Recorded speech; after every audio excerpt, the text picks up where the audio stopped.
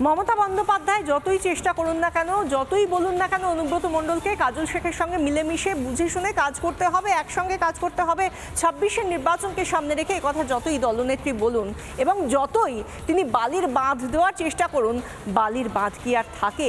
এবং সেই মতোই আমরা দেখতে পাচ্ছি কোন্দলের মতো করেই চলছে বীরভূমে, রাঙামাটির জেলায়। সেখানে একই রকমভাবে কোন্দল চলছে শাসক দলের মধ্যে। বৃহস্পতিবার আমরা দেখতে পেলাম কি সেখানে আবার শান্তিনিকেতনের মোমিন পাড়ায় তৃণমূলেরই রক্ত ঝরল এবং তার পেছনেই সেই গোষ্ঠী কোন্দল কাঁটা। বীরভূমে যারা আছে তারা নিজেদের মতো করে, তাদের কোর কমিটি আছে, কোর কমিটি নিয়ে করবে সবাইকে নিয়ে। কেষ্ট কাউকে কিন্তু বাদ দেওয়া যাবে না, কাজলকেও কনফিডেন্সে নিতে হবে। দলনেত্রীর বার্তায় সার, বীরভূম আছে সেই বীরভূমেই। বৃহস্পতিবার যখন দলীয় বৈঠকে একসঙ্গে কাজ করার বার্তা দিচ্ছেন মুখ্যমন্ত্রী, তখনই তৃণমূলের কোন্দলে ফের রক্তাক্ত হল লাল মাটির দেশ। তৃণমূলের কোন্দলে শান্তিনিকেতনের মোমিন পাড়ায় চলল ব্যাপক পাথর বৃষ্টি। শান্তিনিকেতন থানার মোমিনপাড়া গ্রাম, সেখানে বাবু দাসের অনুগামীদের সঙ্গে অনুব্রত অনুগামীদের দফায় দফায় সংঘর্ষ, ইট বৃষ্টি, আর তার জেরে আহত হলেন একজন সিভিক ভলেন্টিয়ার। অনুব্রত মণ্ডলের সঙ্গে দেখা করতে যাওয়ায় কেষ্টর অনুগামীদের ওপরে হামলা চালানোর অভিযোগ তৃণমূল নেতা বাবু দাসের লোকজনদের বিরুদ্ধে। বাবু দাসের ওরা লোক, আমরা কেষ্ট মণ্ডল লোক বলে কি আপনার ঘরে হামলা? হ্যাঁ, যে আমাদের সাথে থাক, ওরা বলতে চাইছে। পাল্টা পাথর ছোড়ার অভিযোগ বাবু দাসের অনুগামীদের। ঘটনার পর থেকে এলাকা ছাড়া গ্রামের পুরুষরা দুই গোষ্ঠীর একাধিক মহিলাকে গ্রেফতার করেছে শান্তিনিকেতন থানার পুলিশ। এত মোটা আমরা ঢিল ছুঁছিল, একজন পড়ে গেল আর আমরা সব বাড়ি থেকে বেরিয়ে পালিয়ে গেলাম। আর আমরা ওদের ছেলেগুলো আবার এইখানে ঢুকে সবাই মিলে ঢিল ছুটতে লাগলো, তখন আমরা বাড়ি ফাড়ি ছেড়ে পালিয়ে গেছি, আর কিন্তু দেখি না। ক্ষমতা দখলের লড়াই শাসক দলের নেতারা, দখলদারির জন্যই তৃণমূলকে মারছে তৃণমূলী, শাসককে তীব্র কটাক্ষ বিজেপি। তৃণমূলের সঙ্গে তৃণমূলই মারপিট করবে, তোলাবাজার সঙ্গে তোলাবাজার মারপিটি। তোলাটা কে নিবে এটা নিয়ে তো মারপিট, মালটা কে তুলবে এটা নিয়ে তো মারপিট তৃণমূলের সঙ্গে তৃণমূলের।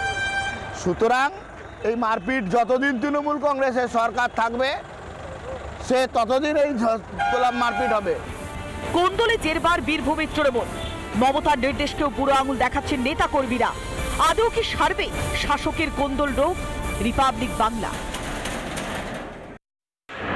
26-এর ভোটের আগে যেখানে কোন্দল একেবারেই কমছে না, কমার কোনো লক্ষণই দেখা যাচ্ছে না, সেখানে সব থেকে বেশি করে এই কোন্দল বা গোষ্ঠী দ্বন্দ্ব মাথাচাড়া দিয়েছে কোথায় না লালমাটির দেশ বীরভূমে।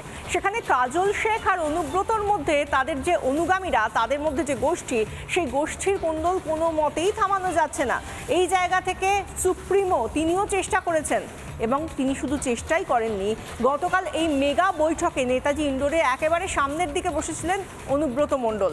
তাকে উদ্দেশ্য করে একেবারে রীতিমতো বুঝিয়ে বলে দিলেন যে এবার কিন্তু মিলেমিশে কাজ করতে হবে, অর্থাৎ কাজল আর অনুব্রতকে আর রেয়াতের কোনো জায়গায় থাকার মতো জায়গাতে অন্তত মমতা বন্দ্যোপাধ্যায় নেই। দেখুন,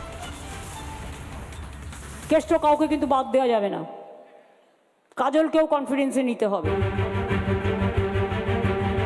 তিহার থেকে বোলপুরের নিচুপট্টির বাড়িতে অনুব্রত ফিরতেই রাঙামাটির জেলায় মাথাচাড়া দিয়েছে গোষ্ঠী কোন্দল। অনুব্রত কাজল গোষ্ঠীর দ্বন্দ্ব মাঝে মধ্যে বিপদে ফেলছে ঘাসফুল শিবিরকে। বীরভূমে তৃণমূলের রক্তক্ষরণ রুখতে বালির বাঁধ দিলেন খোদ দলনেত্রী। 26-এর বিধানসভা ভোটের আগে গোষ্ঠী দ্বন্দ্ব ভুলে কাজলকে সঙ্গে নিয়ে কেষ্টমণ্ডলকে কাজের বার্তা মমতা ব্যানার্জির। বীরভূমে যারা আছে তারা নিজেদের মতো করে, তাদের কোর কমিটি আছে, কোর কমিটি নিয়ে করবে সবাইকে নিয়ে। কেষ্ট কাউকে কিন্তু বাদ দেওয়া যাবে না, কাজলকেও কনফিডেন্সে নিতে হবে। আশিস দাকে আর শতাব্দীকেও মাঝে মাঝে ডেকে নেবে। দলনেত্রীর হস্তক্ষেপের পর গোষ্ঠীদ্বন্দ্বের তত্ত্বকে ফুৎকারে উড়িয়ে দিলেন বীরভূমের জেলা সভাধিপতি কাজল শেখ। কিন্তু কাজলের দুবার দুরকমের মন্তব্যে নতুন করে জলঘোলা শুরু।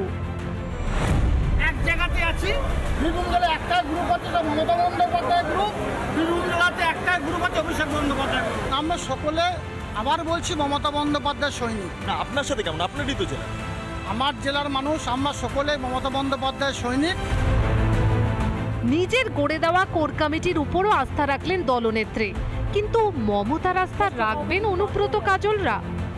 কি বলেছে আমি জানি না, শুনিনি, এই বিষয়ে মন্তব্য করব না। সারা পশ্চিমবঙ্গে তৃণমূল কংগ্রেস বলতে একটি দল, যার নেত্রী হচ্ছেন মমতা বন্দ্যোপাধ্যায়।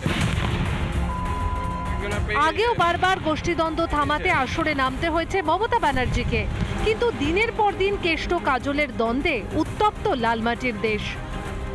যতই মমতা ব্যানার্জি চেষ্টা করুন না কেন ভোটের আগে দাওয়াই দিয়ে পরিস্থিতি শান্ত করার, কিন্তু বীরভূমে গোষ্ঠীদ্বন্দ্ব রুখতে মমতার নির্দেশ কোনো কাজই করবে না কটাক্ষ বিজেপির। কাজল শেখ আর অনুব্রত মণ্ডল একসাথে চা খেতে খেতে তৃণমূলটা করতে পারবে তো? হ্যাঁ, এর চায়েও বিষ মিশিয়ে দেবে।